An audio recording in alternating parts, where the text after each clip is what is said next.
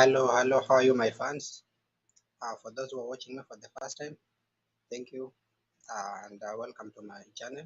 Please subscribe to my channel so that whenever I upload a new video, YouTube will automatically notify you. And for the loyal viewers, thank you for your continued support. Today, I wanted to talk about uh, Raila's journey in politics, and this is the fifth time, I think, uh, ambapo alikuwa anajaribu tuvai ama alikuwa anajaribu bahati yake ya kuwa president. Okay, mara ya kwanza it was in 1997 if I'm not wrong. That was his very first time ambapo alijaribu kuvai as a president but his dreams were shattered. Huo ni wakati ambapo kulikuwa bado kunaongozwa na Moi. Mara ya pili ikawa ni 2002. 2002, that was after Moi. Na hapo Raila opted to support Kibaki. I don't know what they agreed, but what was understood by many, it was that Kibaki was to rule for 5 years. Then come in 2007, Raila atafanya nini? Raila ata run for presidency. But seems that politics is about personal interest.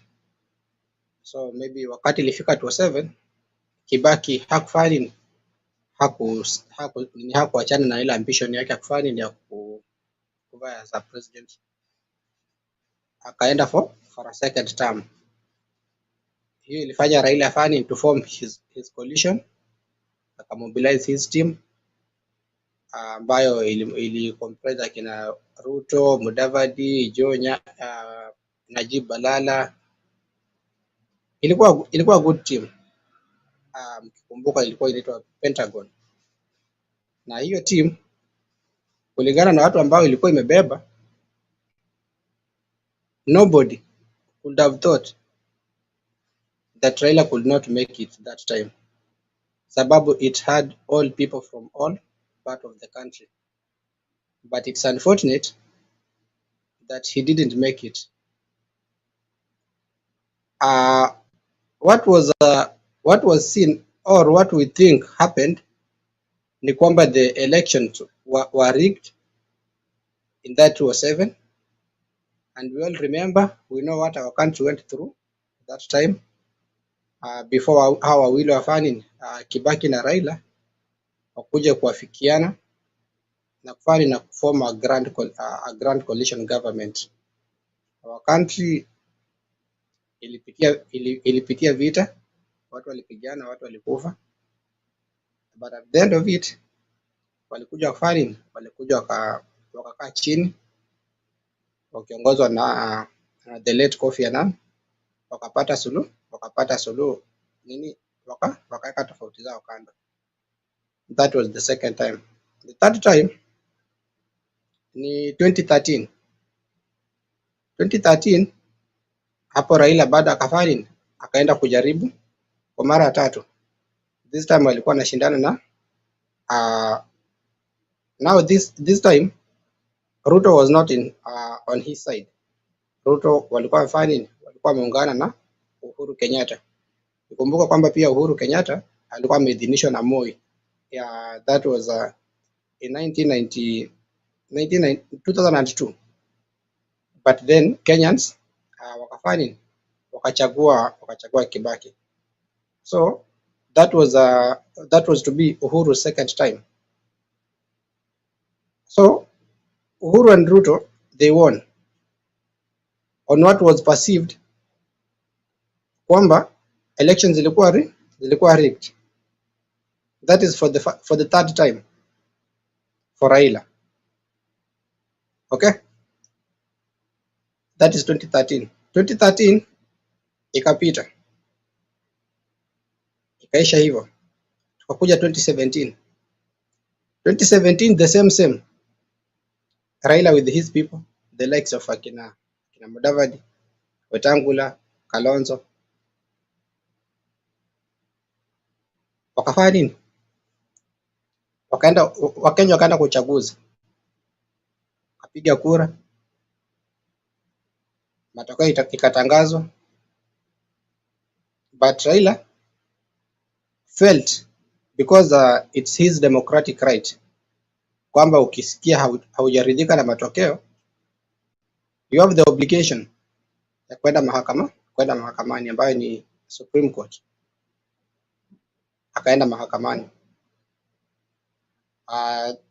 By so Chief Justice of that time David Maraga akatoa uamuzi wake, akasema kwamba the election was null and void. Akaweza kusema kwamba ilikumbwa na utata, irregularities. Sema kwa akaagiza na akaamuru tume ya uchaguzi ifanye nini? Iandae uchaguzi upya. But the second time Raila hakufanya nini? Hakuenda kwa uchaguzi. Hakurudi kwa uchaguzi kama vile mahakama ilikuwa imeagiza, citing that the same person ambaye alikuwa ni Chebukati hawezi fanya nini?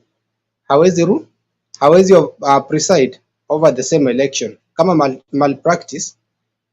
Kama ni the same person ambaye alikuwa amefanyisha uchaguzi mara ya kwanza na ikakumbwa na utata, alisema kwamba hakuwa na imani kwamba this time Chebukati angefanya nini?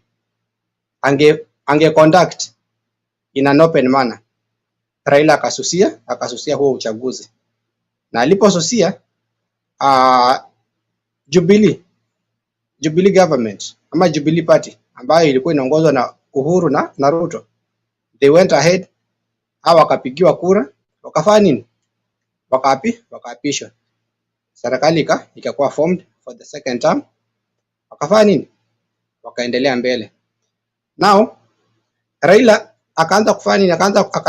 Akaona maybe this 2022 will be his chance ama last chance if I may say, because ukiangalia miaka yake kwa sasa, sidhani kama bado atakuwa na huo uwezo wa kufanya nini, to vie for in the next coming election of which itakuwa 2027.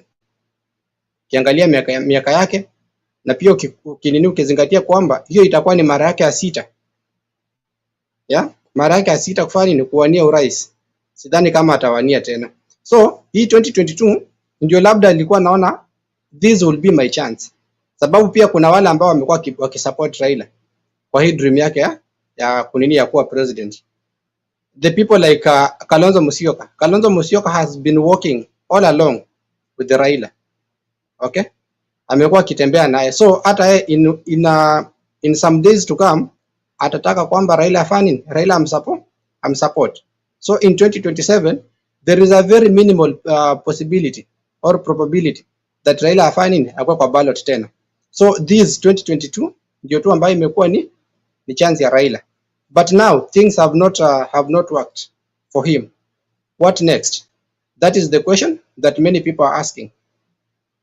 Yesterday, on 9th August this year 2022, Kenyans went to for a general election. Kura zikapigwa. Baada ya siku sita, that is the longest time ambayo IEBC ama tume ya uchaguzi imechukua kutangaza matokeo. Tume ikasema this time we want to do things in a different manner. Kura zilikuwa zinapigwa, kuna that form 34A ambayo inakuanga na matokeo at a polling station level. Okay? Matokeo ya kituo yalikuwa nakiliwa on that form 34A. Then inapigwa picha, inatumwa kwa portal ya IEBC. Okay?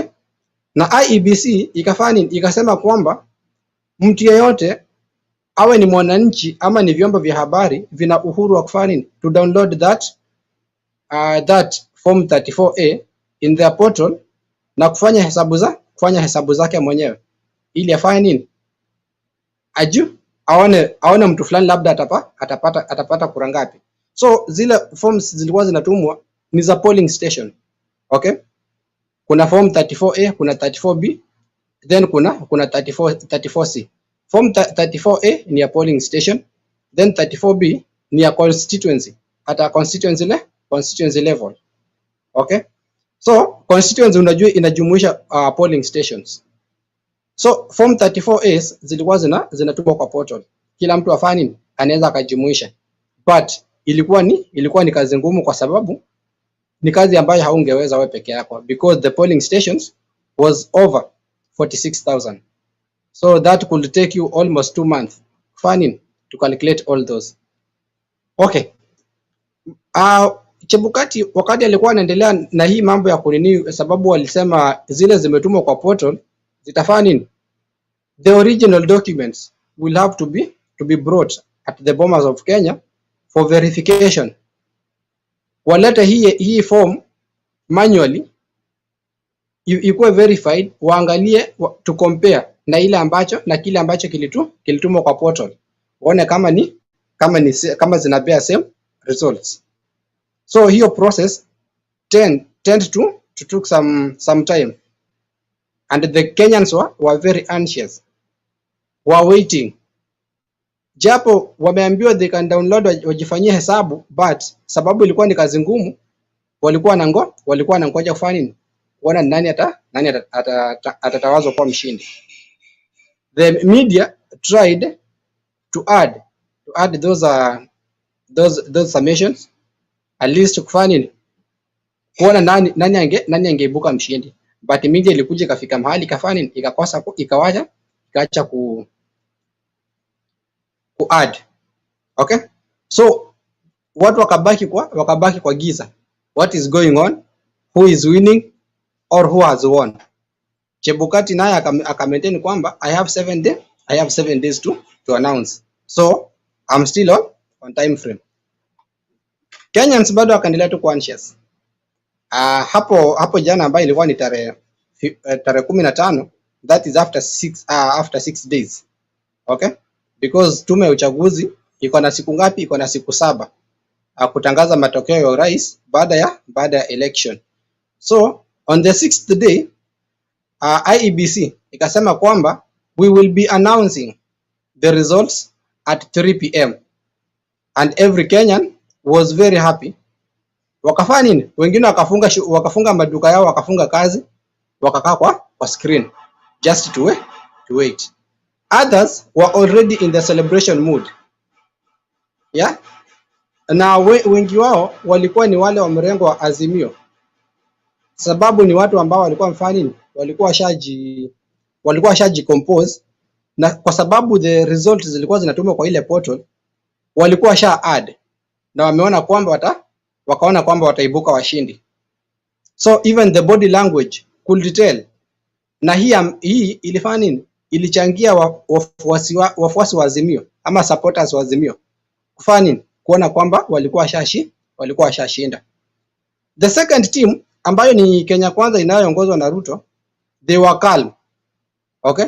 So for them being calm, ilifanya nini? Ilikuwa inafanya hadi ya Azimio sasa waone kwamba ni kweli tumeshinda. But Raila, did Azimio win? To the surprise of many, me being one of them, Raila was not announced as the winner. Na hiyo for us Azimio supporters, we were very heartbroken. Wengine hata hatukukula kwa sababu tuliona kwamba tulikuwa tushinde, but yule ambaye alitangazwa ni the other person. But haikutangazwa hiyo saa 9 ambayo tulikuwa tunaambiwa itangazwa. What happened? You know, wakati umeambiwa kitu itafanyika saa fulani, then ifike hiyo masaa, uanze kuona watu wanaanza kunongonezana, talking with signs, wewe unaanza kufeel there is something going on. So before Chebukati could come there to announce, there was another meeting. You know, the commission IEBC, it has 7 commissions. just 7 commission. So before Chebukati could announce, kukawa na mkutano mwingine Serena Hotel ambayo ilikuwa ni ya commissioners wa IEBC, 4 commissioners, ambayo ilikuwa inaongozwa na deputy chairperson wa IEBC Juliana Cherera. Aliita media na akawaambia due to the opaqueness, yeah, of the final phase, we are disowning ownership of the results that is going to be announced at Bomas of Kenya. We are not taking ownership. What does this mean? Hii alimaanisha kwamba it's like the 7 commissioners walikuwa wakiwork pamoja, wamekuwa wakiwork pamoja all along, but imefika mahali the final phase ambayo ni ya kuweka hayo matokeo kwa form 34C ambayo ina bear the winner. Kufika hapo the final phase, according to my understanding, wakafanya they fell apart. It's like they did not agree on who was the winner. Now kwa sababu hao waliona ni kama haitakuwa ni vizuri kufanya kutangaza yule ambaye hakushinda, wakaona the best thing ni to walk away, kujiondoa. Okay, so wao wanne, the 4 commissioners, wao wakajitoa, wakaenda akatoa hiyo briefing ya media, of which it was very for a short while, about 4 minutes. Wakasema we are not part of the results. Okay, so hii ili create picha, ilitufanya tubaki na suspense, tukijiuliza kwani what is going on. Then kwa wale ambao tulikuwa tunaangalia kwa nini kwa TV, tulifanya nini? Tuliona wale candidates wote watatu wakifanya wakiwasili, that is Wajakoya, Mwaure na William Samoei Ruto. Hatukuona Raila akiwasili. Then hiyo pia ilifanya nini? Ikatutia tumbo joto, tukaanza kujiuliza what is not happening. Wakati tuliona the brief ya nini ya Serena Hotel ya 4 commissioners, tukajua hapa sio kuzuri. Okay, Chebukati, kulikuwa na some dramas pale Bomas of Kenya. Babu, hata mara ya kwanza Chebukati akikuja kutangaza, he was assaulted by the senator Ledamo Lekina. Kabidi afanye arudishwe ndani tena, utulivu uletwe kwanza ndio afanye ndio akuje tena.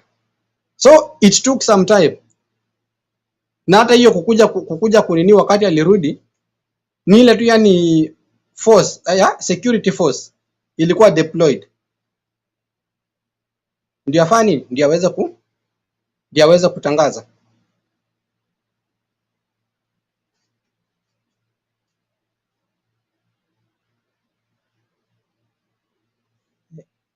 Net yangu imefanya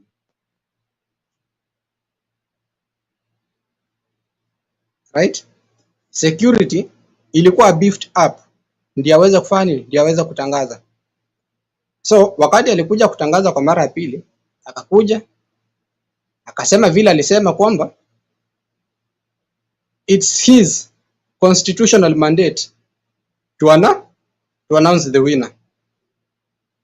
Akatoa some excuses hapo kusema kwamba some of tume yake imekuwa ikikumbwa na matatizo. Akasema kwamba some of his officers have been harassed, have been arrested, he has been intimidated, yeah, but akasema kwamba he has decided to be firm to give the results. Tukikumbuka kwamba there was some time he stood on the podium na akasema kwamba akaripoti kwamba one of his presiding officer wa Embakasi amekuwa is missing. When I'm coming to nikikuja live, the reports have emerged that the missing presiding officer Amepatikana amefanya nini? Amepatikana ameuawa. Now those are some of the things that tunaachia nini? Tunaachia DCI forensic unit wafanya nini? Maybe waone kama watakuja na majibu, sababu watu wataanza wanajiuliza aliuliwa aje and who are the people behind it. Tuache hiyo. So Ruto akawa announced as the president elect. Okay? What next? What next for Raila? Raila has only two options. First option is either to accept the defeat, or to go to Supreme Court. Those are the only two chances. Because if he accepts, Deputy President William Ruto will be sworn in as the fifth president. If he go to court, itabidi the incumbent president or the sitting president afanye nini? Aendelee kukaa hapo until mahakama itafanya nini? Mahakama itatatua na kupeana nini? Kutoa the final decision or final ruling on that matter. So does it mean that Raila akienda Supreme ata succeed? According to my analysis or to my opinion, Raila going to Supreme sioni kama itafanya, sioni kama itamfaidi sana. Why? Here is the reason number one. Kitu cha kwanza, the 7 commissioners, they deferred. Okay? They deferred. This means, for the sober minds, this means kuna some maybe, if I may say, kuna some bribery ambayo ili take place. And bribery ilifanywa na William Ruto. My understanding or my perception tells me Chebukati was bribed, ama alinunuliwa kufanya nini? To give the announcement. Okay? So the four akaona hapana, we will not be part of this. So if Raila, you know, Ruto is a smart guy. He's very sharp. So alijua nikifanya nini, nikiweka Chebukati kwa mfuko anitangaze, the next Raila's destination itakuwa ni Supreme. We all know our country. Even those institutions that we say or they are independent, they've been compromised or they've been state captured. Okay? In some statements za William Ruto wakati alikuwa na campaign, on his campaign trail, he used to say he's the state. Okay? Alikuwa anasema he don't believe in deep state thing. At some point or in one of his meeting alisema kwamba yeye hakai mtu wa kuibiwa. Okay? So it's the guy is very smart, alicheza cards zake vizuri. Na kama ashaweka Chebukati kwa mfuko, I'm very sure hadi yuko kwingine ashafanya nini? Ashacheza cards zake. So even if Raila goes there to Supreme, I don't think atafanya nini? I don't think ata succeed. Sidhani kama ata succeed.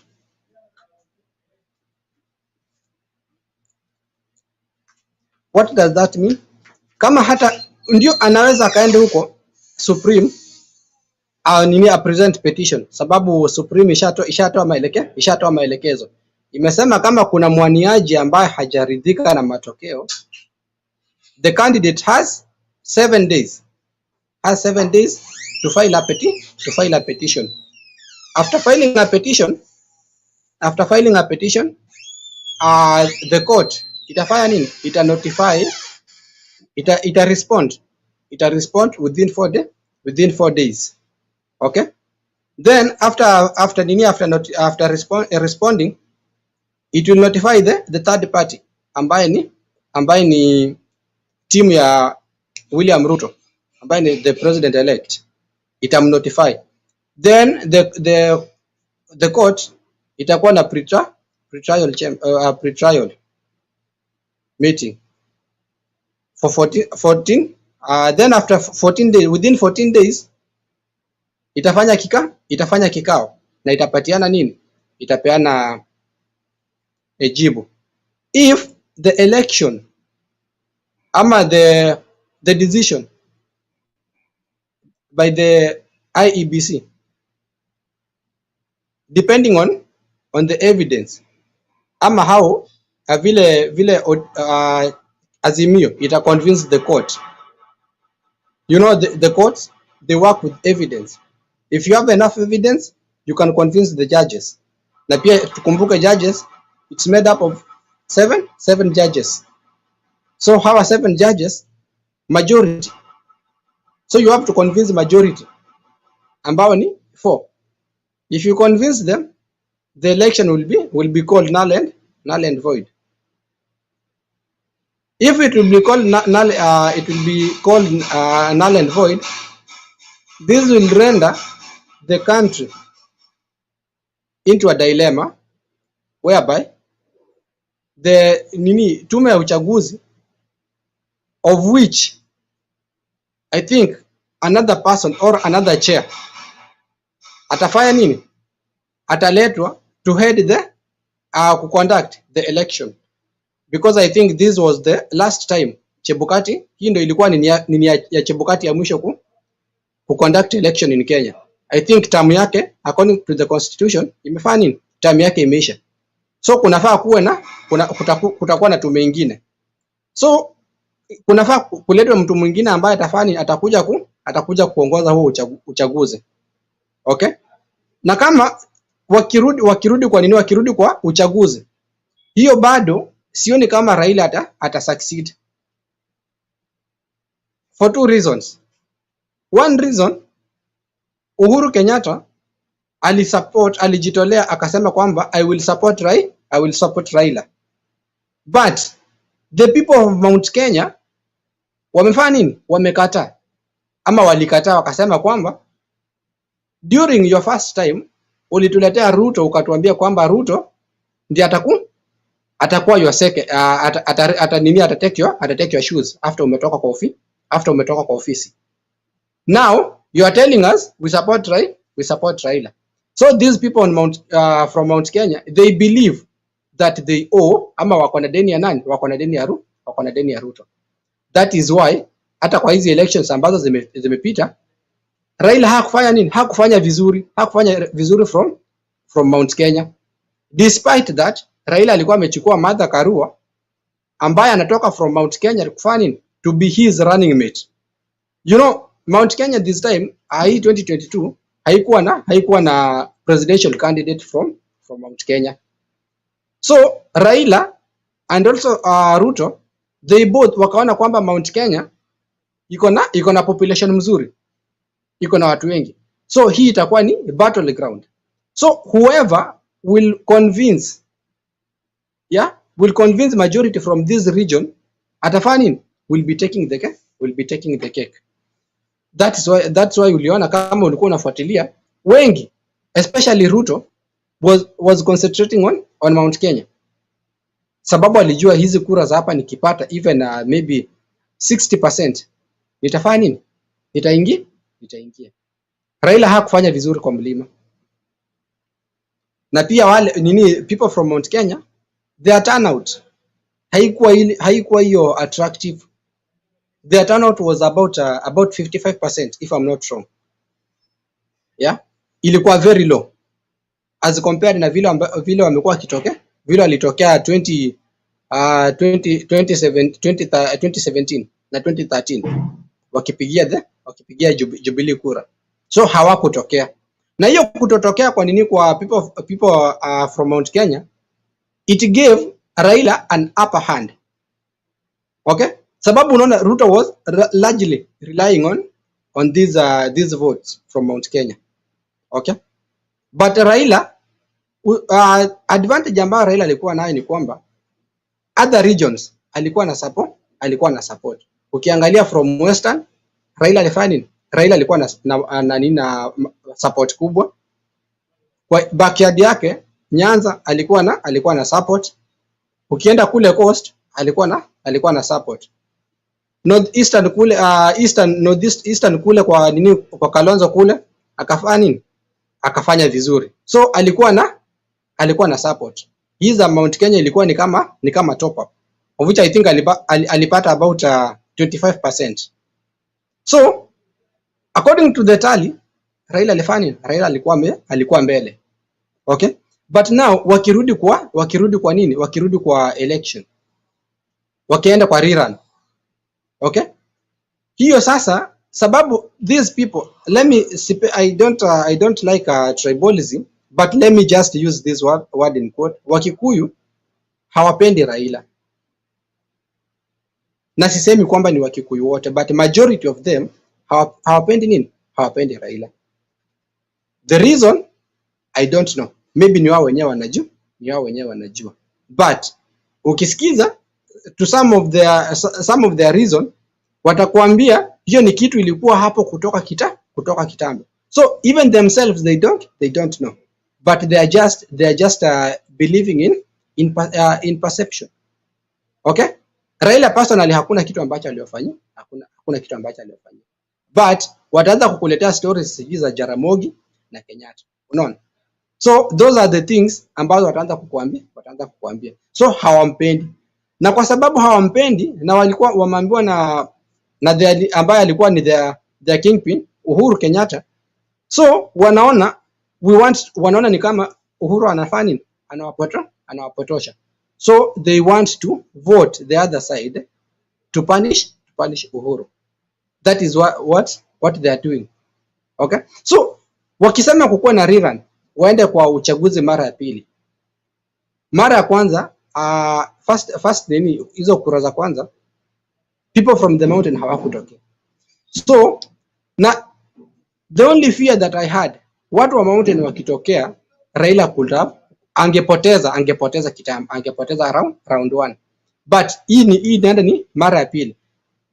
So hawa watu watafanya, watatokea sasa percentage kubwa, waseme kwamba sasa ndio wanataka kupunish Uhuru vizuri. Okay? Na people from the mountain wakitokea sasa wote walitokea about 55%. Wakitokea like 70%, sioni vile Raila ataingia hapo. Na pia other regions ambazo maybe hawakutokea. You know, this is now the 50th time. Unajua kuna watu nao pia wafanya, they have tired. Wameona hapana, hapa sasa hakuna matumaini because tumekuwa tukimpigia lakini hafanyi, lakini haingii. Let us now just give it out. They might decide now, acha tupigie huyo Ruto sababu tunaona ameshinda huyu mzee na akili. Na akili in quotes, not that foolish. I don't want to be misunderstood. But wataona okay, acha tumpatie sababu hata tukisema tumpigie bado atafanya nini? Raila Uhuru Ruto atafanya nini? Atamnini? Atacheza kati zake amshinde. So Raila sioni chance zake. That is according to me. I'm his supporter. I love him. Napenda contribution ambayo amefanya to our country. The multi-party we are enjoying today ni kwa sababu yake. The new constitution, devolution ambayo tunanini sahi ni kwa sababu yake. Kama sio yeye, hatungekuwa hapa ambapo kwenye tuko as a country. Even Ruto mwenyewe, we know things fell apart kati ya Ruto na Uhuru. Na kama tungekuwa tunatumia the old constitution, I'm sure the president alikuwa na authority ya kufanya ya kufuta deputy president ama vice president. By then ilikuwa ni vice president. President alikuwa na mamlaka na alikuwa na uwezo.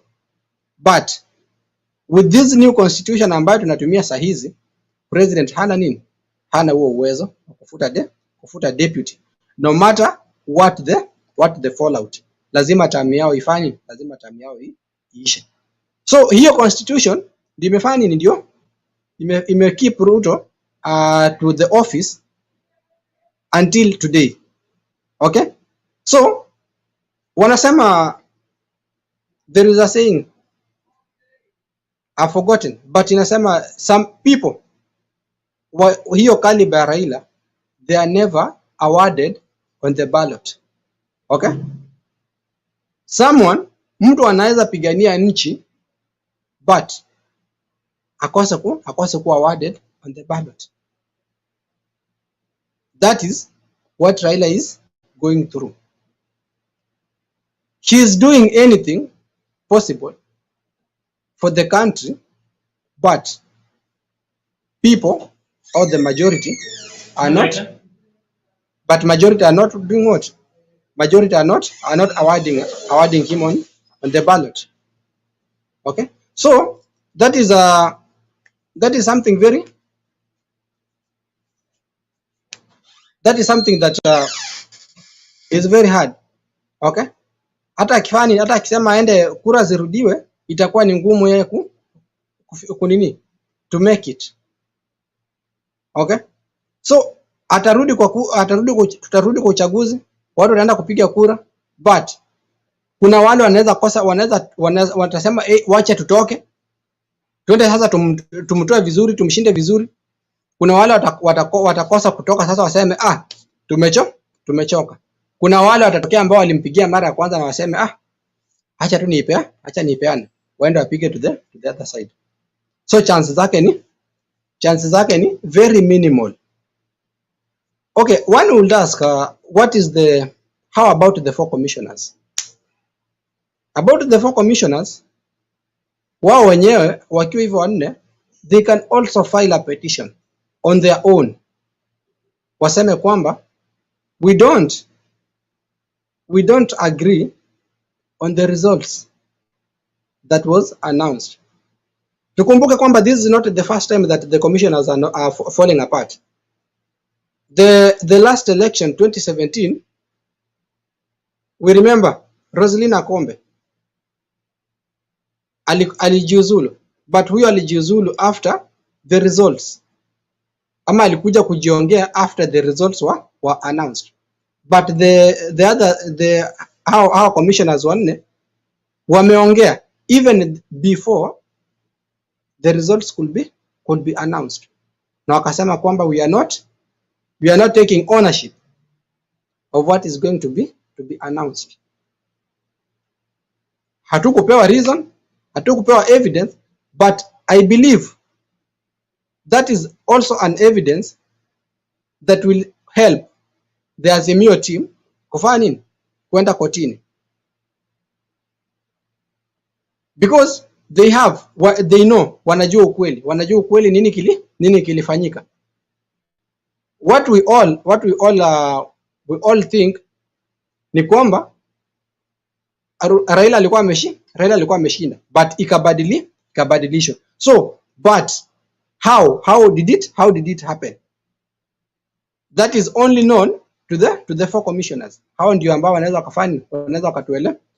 wakatueleza how it happened. So the 4 commissioners can also file a petition on their own. Sio lazima Azimio ifile petition. Kuna a citizen, tunaweza kuna anybody can file a petition to challenge the results. It's allowed by the law. The 4 commissioners can also file a petition. So the 4 commissioners, what are the chances?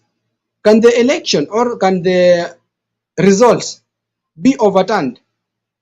Na overturned, in this case I mean, inaweza kuwa overturned, waseme okay, kama tuseme 4 commissioners wakienda watoa ushahidi waseme kwamba Raila ndio alikuwa ameshinda.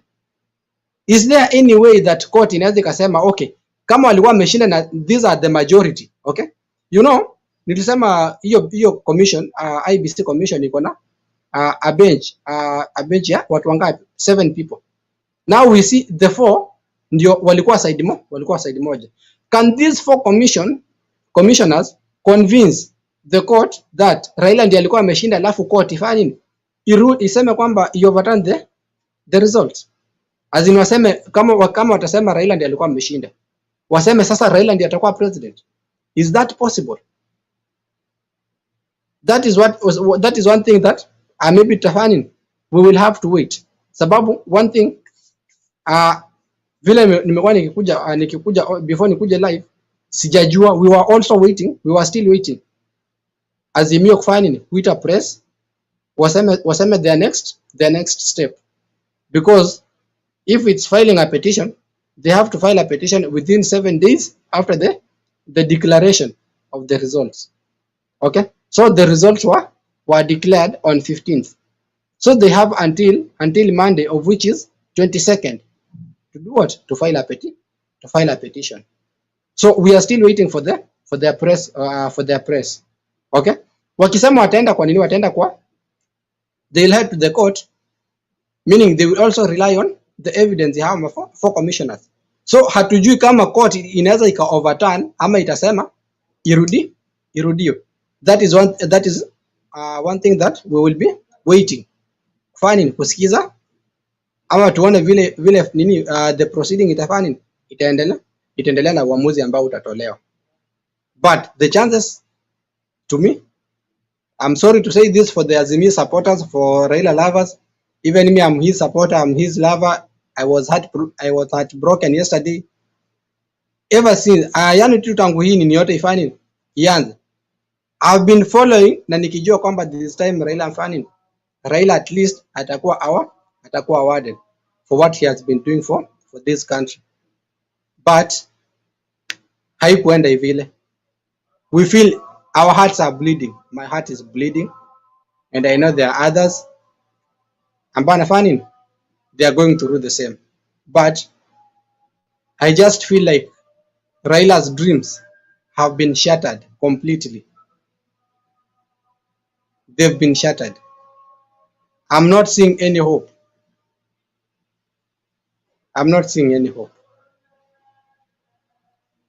Sioni kwamba maybe we will come to miss him.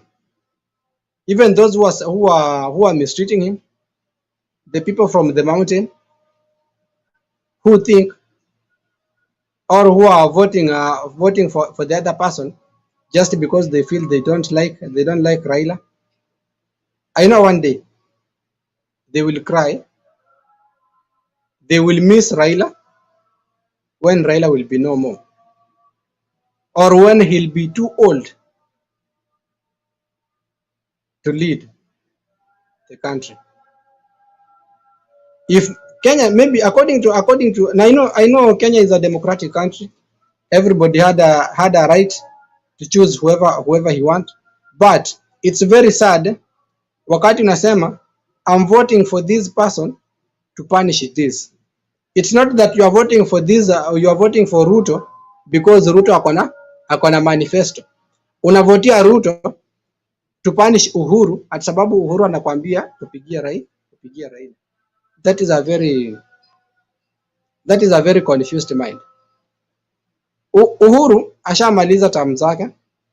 Uhuru anatoka familia tajiri ambayo familia inajiweza. Raila, familia ya Uhuru si maskini. We all know that. So there is no way you are punishing Uhuru. If you vote in a corrupt leader, niwe mwenyewe unakuja kujipunish. Okay? Huyu corrupt leader atakuja kutumia mali ya umma ambayo maybe hii mali inafai kufikia kuhudumia. So niwe mwenyewe unatesa, niwe mwenyewe unajitesa. So hiyo mentality ya kusema that napigia mtu fulani to punish this person. Kumbuka huyo ni leader ambaye unapigia, unamweka hapo hivyo. Huyo leader atakunyanyasa hapo hivyo for 5 years. Wewe unafikiria ni ulikuwa na punish mwingine. Hakuna mahali unampunish. Okay, Raila maybe atacry, maybe he will cry inside. Atafeel mauchungu kwa muda. But do you know, hata akiwa pale kwa opposition bado analipo. Wewe mwenyewe ambaye ulisema tunampunish, bado unamlipa. Pesa zako wewe ni mlipa ushuru. You are paying that person. An opposition leader is being paid, ana enjoy state benefits, analipwa na serikali, anakuwa na ofisi, anakuwa na security, gari. So wewe ukisema tu maybe umemnyima hiyo priority, yes, ya kusit on that seat, but bado unafanya nini? Bado unamgaramia, analipwa, ako kwa payroll ya gava, analipwa. So ni wewe utafanya nini? Utakuwa unajipanish kwa miaka mingapi? 5 good years. And I'm sure Ruto will not only go for 5 years, he will go for 10 years. Na akitoka hapo labda atafanya nini? He will be handing over to his deputy, naye asema anataka kupiga zake ngapi? Anataka kupiga zake 10. Nao kama Ruto atakuwa na leadership mbaya, expect the same. We cried wakati Ruto na Uhuru wali take power, tukasema kwamba madeni yamefanya nini? Madeni ya nchi yamefanya nini? Yameenda juu, uchumi unazorota. But now you people have decided to vote in the deputy. Sasa deputy wa president ambaye alikuwa pale wakati tulikuwa tunalia. Now you say that is a change. What change have you made? What change? Hiyo ni same ni monkey tu amebadilisha msitu, ama ni nyani amevuka kutoka kwa msitu mmoja ameenda kwa msitu mwingine. But nyani ni hiyo, nyani ni yule. There is nothing we have changed. And I'm very sure we have been criticizing Uhuru. But in the next 3 years from now, in the next 3 years, kama Ruto atabaki pale kwa ofisi, we will miss Uhuru. Forget about Raila. We will miss Uhuru sasa. Tutaanza kusema afadhali Uhuru kuliko Ruto sasa. We are given chances to vote, but we decide to vote with kwa misingi ya kikabila, kwa sababu ya pesa. Okay? We are celebrating injustices. We are celebrating impunities. Wakati tunaona some institutions zinakuwa compromised, we celebrate. Tunajiona hero with chest thumb, tukisema kwamba tumeshinda.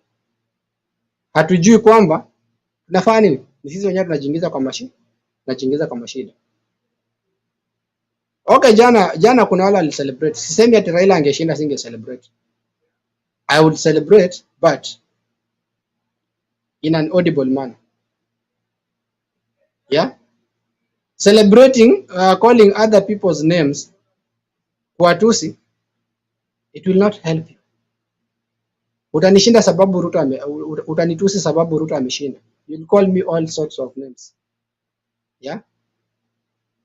Utaniambia mzee wangu mwenye nilikuwa na support mwenye hajashinda. But wakati utakuwa na shida, will you call Ruto? Ruto doesn't know you. Ni mimi huyu ambaye unajua mwenye utakuja nikusaidia. Mwanasiasa hawezi kusaidia. Even mimi Raila angeshinda hangenisaidia. That is why ninge celebrate nikijua kwamba kuna kesho.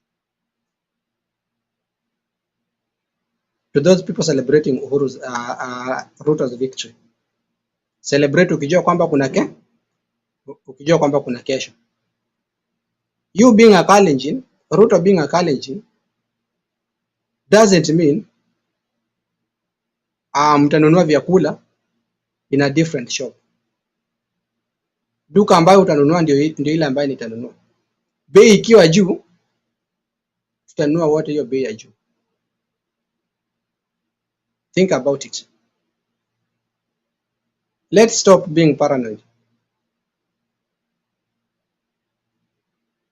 If the government itakuwa mzuri kwetu sisi wote. Government ikiwa mbaya, it will cost all of us. Acha tuache kupiga siasa za kikabila. When a leader anakuwa corrupt, tunaanza kuona maybe anakimbizwa na serikali kwamba ameibia umma. Acha tuache kuprotect mtu ati kwa sababu ni wa kabila yako. Una protect huyo mtu ameiba, na hiyo pesa ambayo aliiba hakukugawia. Alienda akakula na familia yake. Why are you protecting such a person? Hatunasema ati serikali inafanya nini? Inaonea mtu wetu. Kwa misingi gani? Huyo mtu hata si baba yako, si yanko yako. Hiyo pesa maybe wewe uko hapo hivyo, watoto wako hawana school fees. Hiyo pesa si ati aliibia serikali akafanya nini? Akakuja akakupatia ama akalipia watoto wako school fees. Mbona unatetea mtu kama huyo? Mbona usiache mtu kama huyo abebe mizigo yake? When will we ever end tribalism in our country? Yeah. When will we ever end tribalism in our country? It will never help. Haitawahi saidia. Tribalism tunaileta wakati uchaguzi. Tunataka kuchagua leaders sababu ni wa kabila. Sababu ni wa kabila yako. Sababu amekuja pale amekuongelesha na lugha ambayo una understand the mother tongue, unasema huyu ndio nitapigia. Lakini yule ambaye anatoka nje ambaye ni ule si wa kabila yako, unasema huyu siwezi nikampigia. But huyo mtu ambaye mwenye unasema huwezi ukapigia ndio labda angekusaidia. We are all Kenyans. Kenya ni yetu sisi wote. Ukabila haiwezi katusaidia. Ukabila haitatupeleka mahali.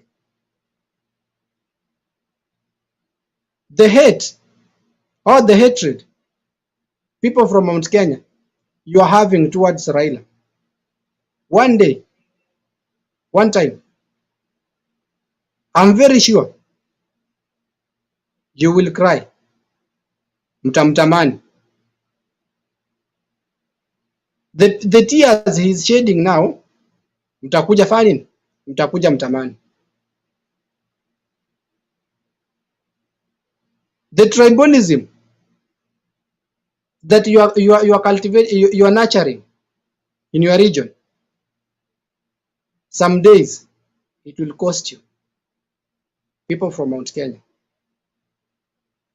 just take this and mark it. This 2022, there was no presidential candidate from Mount Kenya. But in some years to come, you people, maybe you'll have one of your own. That person will be on the ballot. Na atahitaji kufanya nini? Atahitaji kupigiwa kura. Ndio fanya nini? To clinch a top seat. Two tribes, Kalenjin and Kikuyu, even if all of them turn out 100%, they will not produce a president. You need other tribes. You need other people from other regions. So don't think that itakuwa ni bilateral business. Ati Mkikuyu support Mkale, Mkale support Mkikuyu. One time, you people will regret it. It's high time. Kwa wewe ambayo maybe unanisikiza. I don't hate you. We have nothing against you people. But I really don't understand why you people feel like you cannot support someone from another region. Yes, you decided to support Ruto, but not because he is fit for it, just because you were told by Uhuru that akitoka atamwachia. Some of you are also doing it because you want to punish Uhuru. Hamjui kwamba ni nyinyi wenyewe mnajikosea. Let's stop tribalism. Acha tuache ukabila kabisa. Haiwezi tusaidia. No man is an island. We can't do on our own. Siwezi sema sihitaji marafiki ama niseme nitaanza kuchagua marafiki ambao ni wa hii kabila. Naweza pata wa hii kabila hawataweza kunisaidia kile ambacho nataka. Okay? We are all Kenyans. Na president is a symbol of national unity. President is a symbol of national unity. A president is someone who is uniting all Kenyans. Wakati unasema kwamba utachagua kabila yako, what if the other kabila akosa kunini? Will you expect the same president to bring development to your area? Ama akikuja asema anataka kukusaidia, utakataa sababu sio kabila yako? My people, let's open our heads. Tuweke ukabila kando. Ukabila unatukosti. Na utapeleka hii nchi yetu, utarudisha nchi yetu nyuma.